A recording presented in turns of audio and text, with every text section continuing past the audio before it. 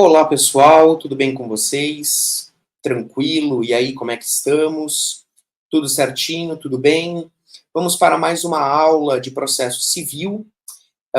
E hoje nós vamos falar sobre um tema que é, assim, acho que um dos temas mais importantes de qualquer área do direito processual. Pode ser processo civil, processo penal, processo trabalho. Nós vamos falar sobre recursos, ok? É um tema da mais alta incidência nas provas, é um tema que envolve uma série de aspectos anteriores que a gente já analisou, ok? Então, particularmente, eu acho que quem estuda qualquer ramo do direito processual deve dominar os recursos o mais que puder, ok? Então, dito isso, nós vamos começar a falar sobre o chamado juízo de admissibilidade recursal. Eu gosto de dividir a análise do recurso em duas partes, em dois momentos, tá? Quando a gente interpõe um recurso, esse recurso vai ser analisado em duas etapas. A primeira etapa é o chamado juízo de admissibilidade, onde o órgão julgador vai analisar a presença dos chamados pressupostos de admissibilidade. Essa primeira etapa, ela funciona como se ela fosse um filtro, ok? Onde o órgão julgador vai analisar se esses requisitos estão presentes. E caso estejam, passa-se para a segunda etapa, que é efetivamente a análise do mérito do recurso, ok? Mas perceba que o mérito do recurso só será analisado se os pressupostos de admissibilidade estiverem presentes. Portanto, o juízo de admissibilidade funciona como um grande filtro que vai permitir ou não a análise do mérito recursal, ok? Trata-se de um filtro porque a análise do mérito do recurso, claro que é muito mais complexa, né? É onde o órgão vai analisar as teses recursais, vai revisitar questões processuais. Então, para que esse mérito seja analisado, primeiro, os pressupostos devem estar presentes. Se, por exemplo, um recurso foi interposto fora do prazo, portanto, ele é um recurso intempestivo, um dos pressupostos de admissibilidade já está faltando. E essa falta desse pressuposto vai impedir a análise do mérito recursal. Então, o órgão julgador não vai nem analisar o mérito do recurso, se o recurso foi interposto fora do prazo, percebe? Então, por isso que eu digo que o juízo de admissibilidade, ele funciona como um grande filtro, beleza? Nós vamos, então, dividir aqui o nosso estudo em dois blocos, começando com o bloco número 1, onde começamos analisando, em primeiro lugar, um conceito de recurso, só para a gente se ambientar, só para a gente se situar um pouquinho aí na matéria. Eu trouxe o conceito do professor Marcos Vinícius Rios Gonçalves, tá? O conceito está no seu material, para que você possa ler com calma, mas dando uma simplificada nesse conceito, eu diria que o recurso é o mecanismo processual ou o remédio processual adequado para se tentar melhorar uma situação processual. Ok? Quem recorre, recorre porque ou foi prejudicado pela decisão judicial, ou porque ainda não conseguiu o melhor resultado possível no processo. Ok? Então, o recurso, ele é um mecanismo voluntário. É importante deixar claro que os recursos são regidos pelo princípio da voluntariedade, de modo que recorrer é opção apenas, tá? Se a pessoa não recorre, ela não vai ter prejuízo nenhum. O máximo que vai acontecer é ela continuar com a mesma situação processual, tá?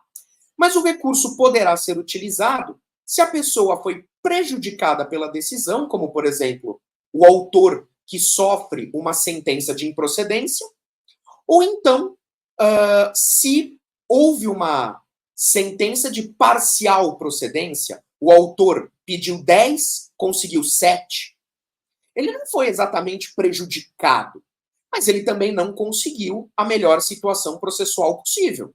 Então ele pode recorrer para tentar buscar esses 3.000 aí faltantes e conseguir o melhor resultado possível. Beleza? Então, recurso, mecanismo processual destinado a melhorar uma situação processual. Todos os recursos obedecem o que nós chamamos de taxatividade. A taxatividade, que também é um princípio recursal, é a exigência de que todo recurso esteja previsto em lei. Recurso só pode ser criado por lei.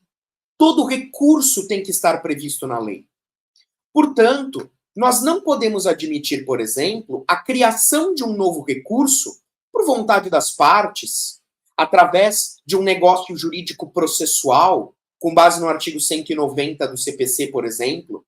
Não dá para um negócio jurídico processual criar recurso. Recurso tem que estar previsto em lei. Isso é a taxatividade. Se o recurso não está previsto em lei, ele não existe.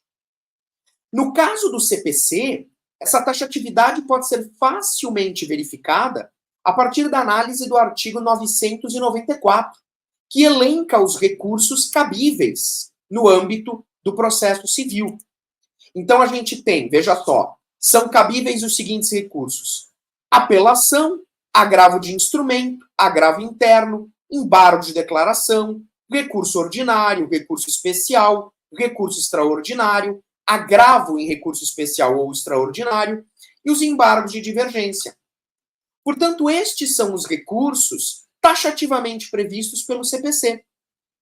O Código começa trazendo as disposições gerais sobre os recursos, que são aquelas regras gerais aplicáveis a todas essas espécies recursais, e na sequência o Código começa a detalhar cada um dos recursos, trazer as regras específicas sobre cada um desses recursos. Ok? Entretanto, é importante a gente deixar claro que a taxatividade exige que o recurso esteja previsto em lei, de modo que não apenas o CPC pode prever recursos. Não. Nós temos a necessidade de previsão em lei, seja no CPC, seja em qualquer outra. Por exemplo, a Lei dos Juizados Especiais, a 9.099, no seu artigo 41, prevê um recurso. Olha aqui. Da sentença efetuada a homologatória de conciliação ou laudo arbitral, caberá recurso para o próprio juizado. Esse artigo 41 da 9.099 está respeitando a taxatividade, porque criou um recurso através aí do seu dispositivo. Veja, este recurso aqui do artigo 41, é bom que se diga, não é o recurso de apelação, tá? Importante deixar isso claro. Não é o recurso de apelação. Às vezes o aluno pode confundir, porque vê lá, né? Da sentença cabe recurso. Aí já fala, é apelação. Não é. Aqui nós estamos no âmbito dos juizados, tem lei especial. Então, esse recurso aqui, perceba que o artigo 41 não dá o nome dele, só fala cabe recurso, mas não fala o nome. Então, como a lei não dá nome para esse recurso, nós chamamos de recurso inominado. O recurso inominado é o recurso contra a sentença no âmbito dos juizados. Beleza? Recurso inominado, é um recurso para o próprio juizado, para a turma recursal. Inclusive, com prazo de 10 dias. Tá? Então, é outro exemplo de taxatividade. Agora, prevista aí fora do Código de Processo Civil. Beleza? Bom, passando para os pressupostos de admissibilidade, passando então para a análise daquele filtro que vai permitir ou não a análise do mérito do recurso, o primeiro pressuposto que nós temos é o chamado cabimento. Tá? Em grande medida, o cabimento ele se confunde com a taxatividade, porque o cabimento também exige a previsão em lei do recurso. Tá? Como mencionamos, no caso do CPC, Esse cabimento é trazido pelo artigo 994, que acabamos de ler, certo? Então, o cabimento, em grande medida, se confunde com a taxatividade. Entretanto, eu faço aqui uma observação. O cabimento vai um pouco mais além. Porque, além da previsão legal, o cabimento nos fala que para cada tipo de decisão judicial existe um recurso específico que é cabível. Um único recurso cabível. Então, por exemplo, das sentenças cabe apelação, das decisões interlocutórias, agravo de instrumento, desde que prevista no 1015, né? Da decisão monocrática de relator em tribunal, o agravo interno, acórdãos, né? Podemos ter o recurso especial ou o recurso extraordinário. Então, o cabimento nos fala que para cada tipo de decisão judicial existe um recurso específico para ela. Então, ao observar o cabimento, devemos observar, claro, a taxatividade, né, se o recurso está previsto em lei, mas também se estamos interpondo o recurso correto contra aquela decisão. Não dá para entrar com agravo de instrumento contra uma apelação. Não é cabível, ok? Então, o cabimento, ele tem esse detalhe um pouquinho mais profundo, além, claro, da já comentada taxatividade. Beleza? O segundo pressuposto é a legitimidade, que seria uma espécie, digamos, de autorização dada pela lei para entrar com recurso. Então, aqui nós perguntamos quem pode entrar com recurso. Cuidado, não é só a parte.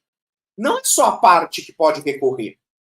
O artigo 996 do CPC fala que o recurso pode ser interposto pela parte vencida, pelo terceiro prejudicado e pelo Ministério Público, estando ele atuando como parte ou como fiscal da ordem jurídica.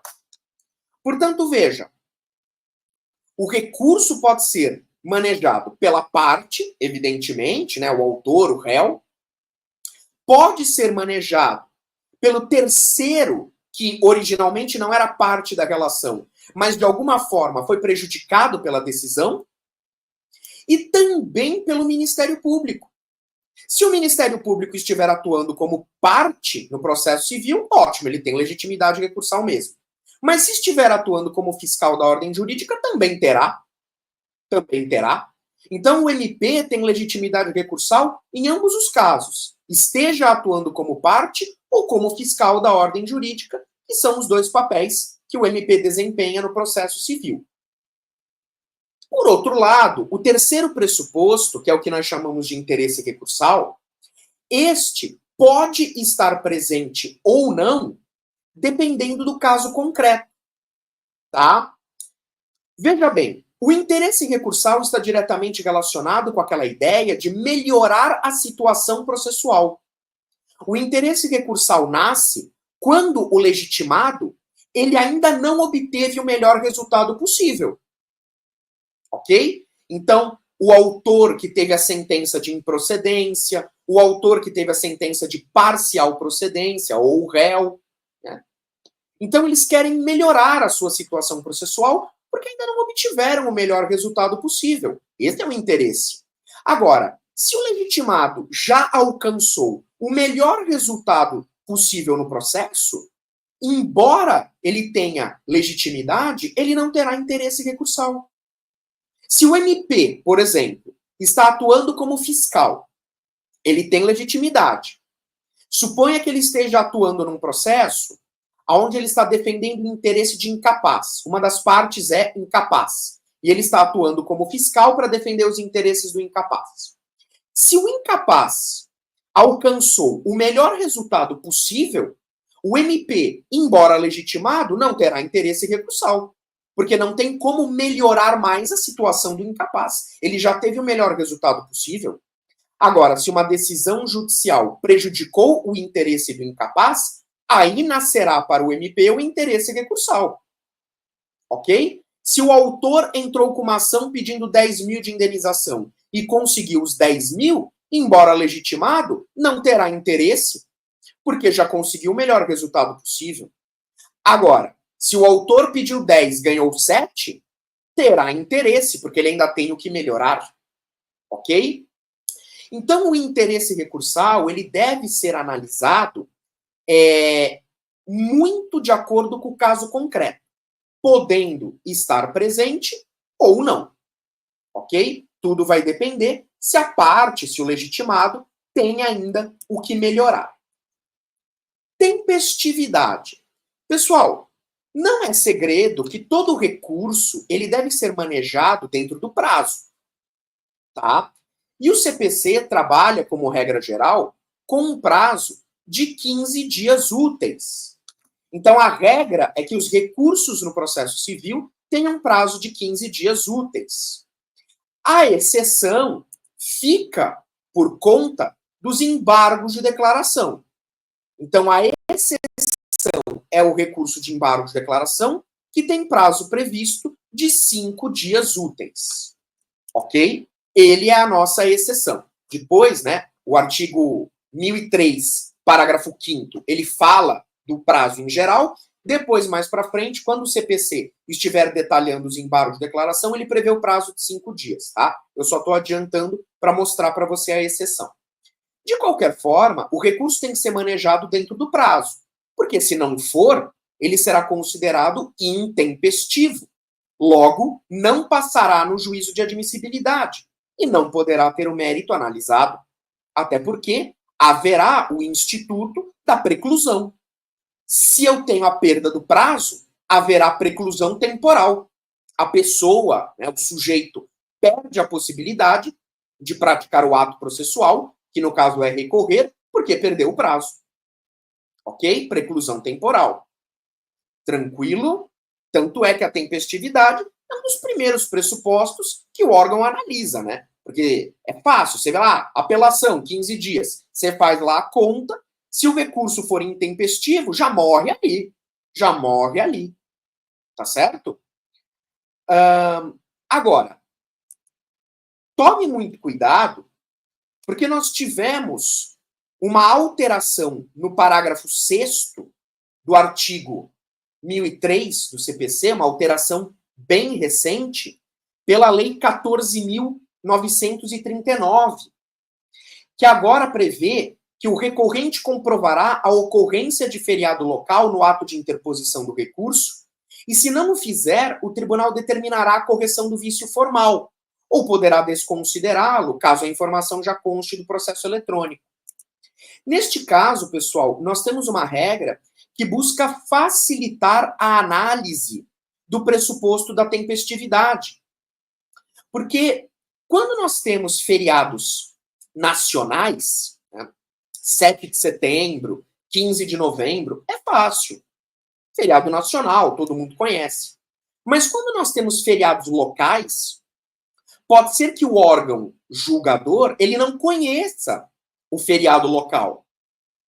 E claro que o feriado interfere na contagem do prazo, porque são dias úteis.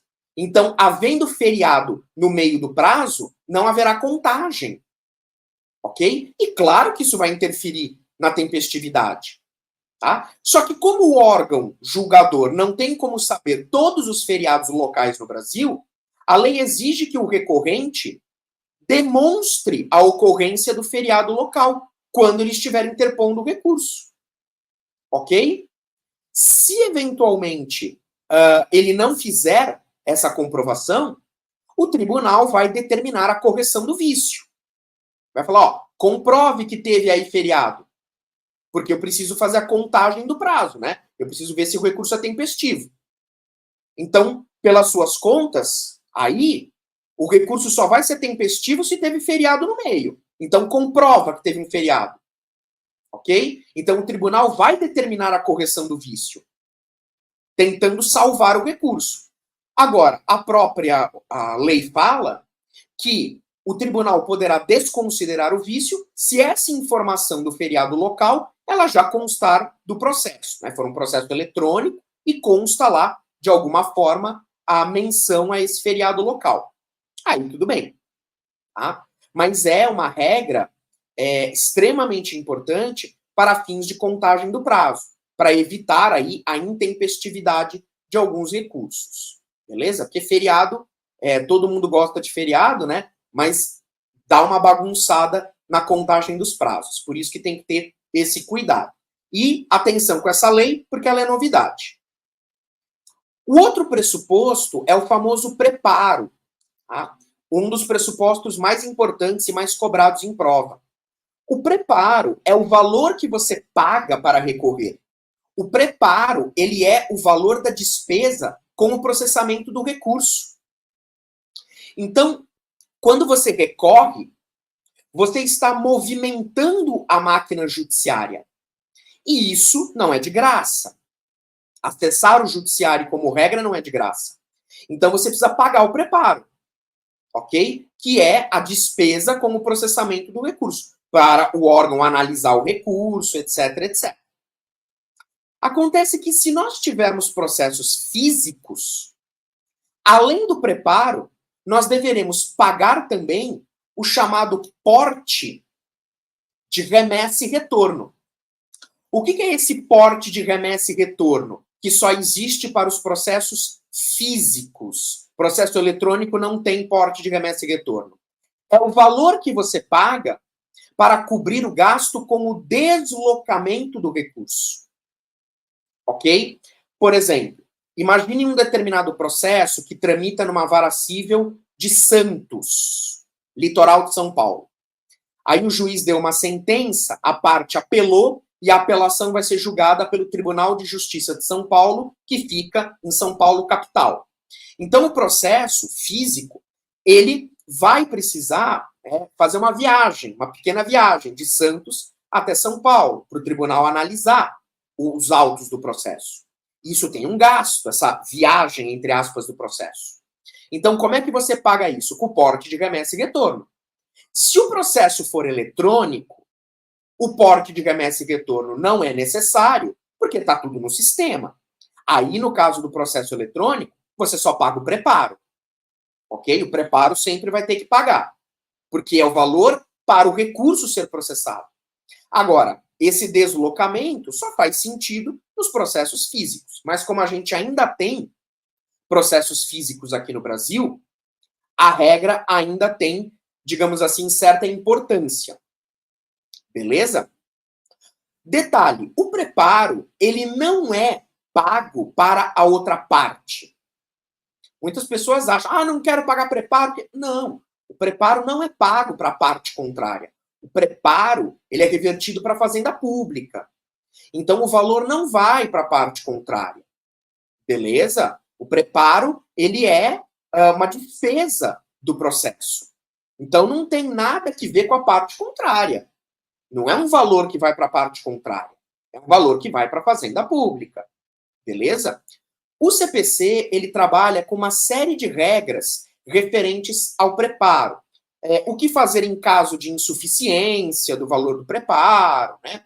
Porque o que acontece? Não havendo preparo, o recurso será considerado deserto. O que é a deserção do recurso? A deserção é a falta de recolhimento do preparo. Entende? Então, o CPC prevê uma série de regras que nós vamos analisar no bloco seguinte sobre preparo, tá? Isenção de preparo, ok? Que geralmente, dentro da temática do juízo de admissibilidade, costuma ser o que mais cai. As regras referentes ao preparo. Costuma ser o que as bancas mais gostam de perguntar dentro desse tema do juízo de admissibilidade, ok? Por isso que a gente, no próximo bloco, vai fazer uma análise aí bem, digamos, detalhada dessas regras sobre preparo, porque elas são extremamente importantes. Aí a gente vai ver como é que funciona, né? Se, deixei de recolher, recolhi a menos, será que meu recurso já vai ser considerado deserto ou não? A gente vai ver como que o CPC trata dessa situação, beleza? Então, por enquanto, o que nós analisamos? Vimos o conceito de recurso, né? Então, vimos aí o conceito de recurso, o conceito técnico do professor Marcos Vinícius, está aqui no seu material, a gente deu uma simplificada.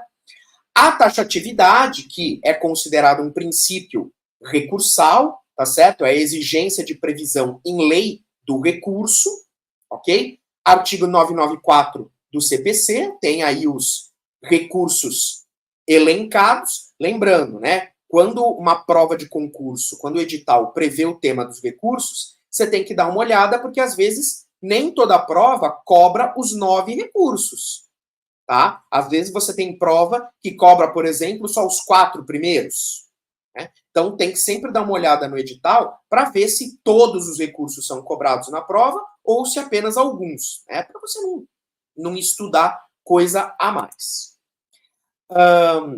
Vimos ainda como exemplo o artigo 41 da 9.099, o tal do recurso inominado.